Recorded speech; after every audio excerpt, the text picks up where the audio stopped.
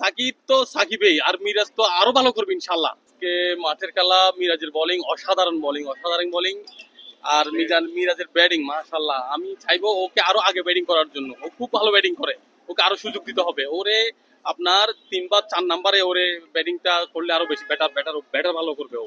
আর ওর বোলিংটা অসাধারণ, অসাধারণ bowling, good batting, good bowling. কি মনে হচ্ছে মিরাজ কি সাকিবের দিকে মানে সাকিবের মতো হতে পারে? অবশ্যই হতে পারবে, দ্বিতীয় সাকিব।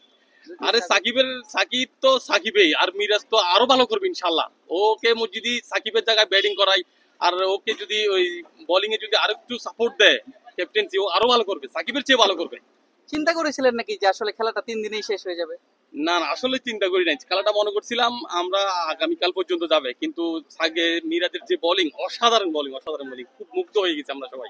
এই হারাতে বেশি ভালো লাগি, কিন্তু হারাতে বেশি হারার ব্যাগ সিলেট উদ্যোগ ম্যাচ হারে গিয়ে আর লট শান্তরা হারাতে সরাই দেন করব, কারণ আর টিমেরও বরবাদ করে দেয় লট শান্ত।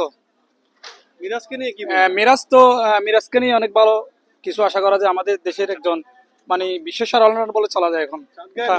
মিরাজের হলো কি হয়, মিরাজ হলি বহুত বড় খেলোয়াড়, কি যা কি সাকিব সবাইকে ফেলে চলে যাচ্ছে। সাতগাই আসতেছে না আবার। আচ্ছা ভাই, সমস্যা নেই। ভেবেছিলেন নাকি যে আসলে 3 দিনে ম্যাচটা শেষ হয়ে যাবে? না, আমরা ভাবি নাই। এটা একটা মানে একটা ইয়ে হয়ে গেছে। মানে শান্তর উপর কেন এত ক্ষোভ আপনাদের? শান্ত অনেক ক্যাচ ছাড়ে দিছে ভাই, দেখেন নাই ফিল্ডিং সাজাচ্ছে, ফিল্ডিং সাথে জানা না। ক্যাচ তো 7 রানে ছেড়ে দিয়েছে। না, শান্ত ছাড়ছে প্রথমে, 7 মান ছাড়ছে প্রথমে ছাড়ছে শান্ত। ওর উপর আমরা বেশি বিরক্ত, ওকে সরাই দিতে হবে, একদম সরাই দিতে হবে। হ্যাঁ, মিরাজকে দেন, মিরাজকে দেন, এই এনাম হক বিজয়কে দেন। ওখানে তো উনি আসছে, উনি কেন আবার 1 ম্যাচ পরে সরাই দিবে? উনি তো ভালো করছে, 1 ম্যাচ পরে আবার সরাই দিব মনে হয়। বিজয়কে 1 ম্যাচ খেলে সরাসরি ক্যাপ্টেন দিয়ে দিবে? না, ক্যাপ্টেন দিতে হবে অবশ্যই। উনি প্রিমিয়ার লিগে ভালো করে, প্রিমিয়ার লিগ তো খেলা হয় ওয়ানডে ফরম্যাটে। ওয়ানডে ফর্মে টেস্টও ভালো করবে, অনেকে টেস্টে নেয় নাই, অবহেলিত অনেকজন। এই শুধু শান্ত এগুলো আর ভালো লাগতেছে না, বিরক্ত হয়ে গেছে শান্তর কথা শুনে। আপনি কি জানেন বিজয় এর আগে 5টা টেস্ট খেলে মাত্র 100 রান করছে? না, এরকম হতে পারে, এগুলো থাকে, কিন্তু এখন তো ভালো করতেছে উনি। উনি ভালো দিক দেখতে হবে, এগুলো আগে ও চলে গেছে, অনেক আগে চলে গেছে, এখন ভালো করতেছে, ওনাকে সুযোগ দিতে হবে। ও নেক্সট একজন ভালো খেলোয়াড় আমাদের বাংলাদেশের জন্য। আজকে যে টেস্টটা শেষ হয়ে যাবে এটা কি ভেবেছিলেন? না, আমরা ভাবছি হয়তো 8 উইকেট 7 উইকেট এরকম যাবে, বাকিটা কালকে সকাল পর্যন্ত করাবে। কিন্তু এখন দেখতেছি ওভার শেষ হয়ে যাওয়ার পরও মানে আরো এক্সট্রা 2-3 ওভারের মতো করা হয়েছে আর কি। কাকে নিয়ে খেলা দেখতে এসেছেন? এটা ছোট ভাইকে নিয়ে খেলা দেখতে আসছি, মানে ও ফার্স্ট টাইম আসছে আজকে, মানে সরাসরি খেলা দেখতে। ও এমনিতে টিভিতেই দেখে, তো ও ভাবছে সিলেটে হচ্ছে খেলা, তো চিন্তা করলাম যেহেতু বাসার কাছেই আছে তো ওকে নিয়ে আসি। কতটা এনজয় করলে? খুবই বেশি এনজয় করেছি, কিন্তু আসছে বিকেলের দিকে, তো বেশি করতে পারি নাই। আজকে এই যে প্রথম মাঠে বসে খেলা দেখার অনুভূতিটা কেমন, কি মনে হলো? মানে টিভিতে খেলা দেখা আর বাস্তবে খেলা দেখার মধ্যে পার্থক্য কেমন? মানে বাস্তবে খেলাটা গেলে একটু মজা আর কি। বাসার সামনে সামনে খেলাদেরকে দেখা, টিভির মধ্যে খালি দূরে দেখা মানে একটু কোন প্লেয়ারকে ডাকা হয়েছে কে করে? মিরাজকে ডাকছে আর কি। আচ্ছা, ফেভারিট প্লেয়ার কে তোমার? মিরাজ আছে, মিরাজ। আচ্ছা, মিরাজ তো আজকে 100 করলো, 50 করলো, তাকে যদি সামনে পেতে কি বলতে? মানে সামনে কথা মানে তেমন কিছু বলতাম না, আমার সঙ্গে সামনে আর কি। তুমি ওকে সামনে পাইলে বলতা কেমন আছো, হাই হ্যালো করতা, এটা বলতা। ওকে ওকে, থ্যাংক ইউ। কেমন লাগলো আসলে বাংলাদেশের খেলা? আমি তো আজকে হচ্ছে ফার্স্ট খেলা দেখতে আসছি, আমার আসলে অন্যরকম অনুভূতি ছিল।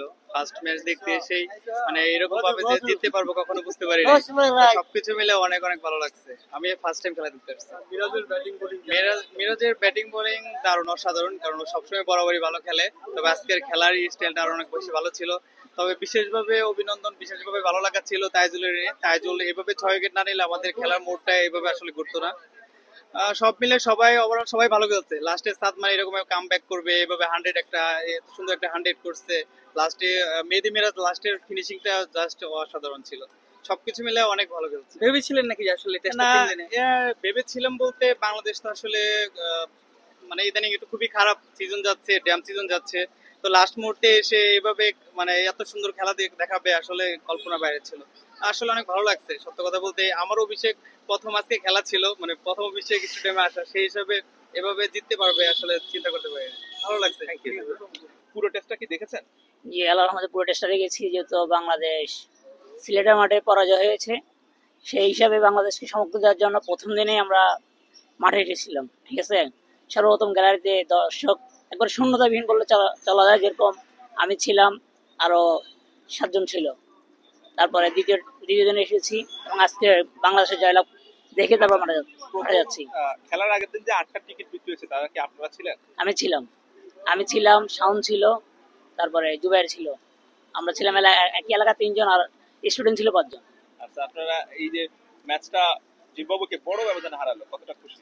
হ্যাঁ, অবশ্যই খুশি, যেহেতু আমাদের এই চট্টগ্রাম টেস্টে একই ইনিংসে 2টা সেঞ্চুরি সাদ্দাম থেকে এবং মেহেদী হাসান মিরাজ থেকে, এবং মেহেদী হাসান মিরাজ আজকে 5 উইকেট নিয়ে তার 5 আবার একটা রেকর্ড করলেন।